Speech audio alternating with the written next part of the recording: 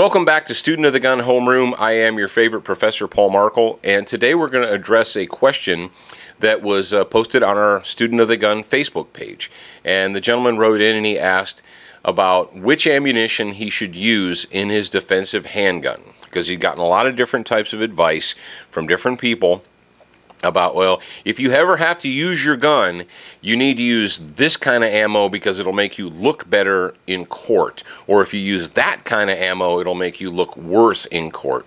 Well, I hate to say this, there are no absolutes, but let me give you a good piece of advice. First of all, be concerned with your actions.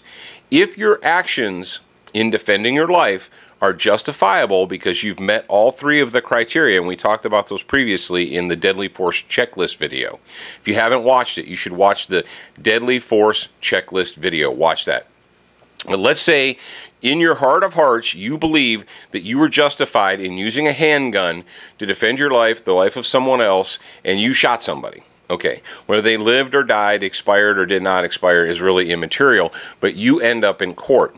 Now, if the facts of the case are with you, if you ticked off each box correctly and you were justified and you run into an anti-gun prosecutor, and believe it or not, there are those out there. There are prosecutors in the world who would like to hang their hat or make a case of putting you, the vigilante citizen, away, even though you think you're a justifiable good guy. So if the facts of the case are with you, what they're going to do is they're going to attack your motive. They're going to attack what you carried, the kind of gun, the flavor, the model, the design, the whatever. It doesn't mean that it's good or bad. You want to know a way out of that? Here's what you do. And I'll give you a free one. This is actually on the Armed Living DVD, and we talk about it in detail. If you're worried about what kind of ammunition should I carry in my defensive handgun, and can I defend that in court, what I want you to do is I want you to do just a little bit of research wherever you happen to live, whether it's out in the county, in a city, municipal jurisdiction, what have you. Find out what your local cops carry. That's right. Find out what the local sheriff's deputy, city policeman, whatever. Find out what load they carry. Do they use a Federal Hydershock? Do they use a Winchester SXT? Do they use a Speer Gold Dot? Do they use a Remington Golden Saber? What have you. Find out what they use. Because here's the deal. Cops don't get special cop-only depleted uranium ammunition. They buy ammo from Remington, Winchester, Federal, Speer, so forth, just like you do. So if the cops are carrying a Hydershock 124 grain plus P, go out and buy that.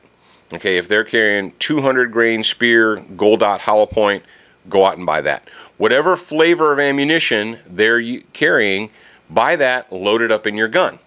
If you ever have to use your gun in a justifiable use of force situation, and you go to court and they start trying to attack you because you used evil, mean, caveat, asterisk, if you're in the People's Republic of New Jersey, this does not apply to you. So you can go ahead and skip to the end because you're in occupied territory. And I'm sorry, but your governors and legislators and they're idiots. So, but if you're anywhere else in the United States of America and you're in court and they start trying to attack, first of all, you should have a good attorney, so he'll be doing this for you. But if they start trying to attack the type of ammo you use, because that proves you had, a malicious intent or malice in your heart or whatever, because you used evil hollow point ammunition, this is all you have to say. Why did you feel that you need to use this super death killer 9mm ammunition or whatever? Say, I bought that and loaded it in my gun because that's what the Smith County Sheriff's Department uses. That's what the Millersville, police department uses. And I figured, hey, if it was good enough for them, for saving their lives and saving the lives of the citizens of the community, it was good enough to save my life.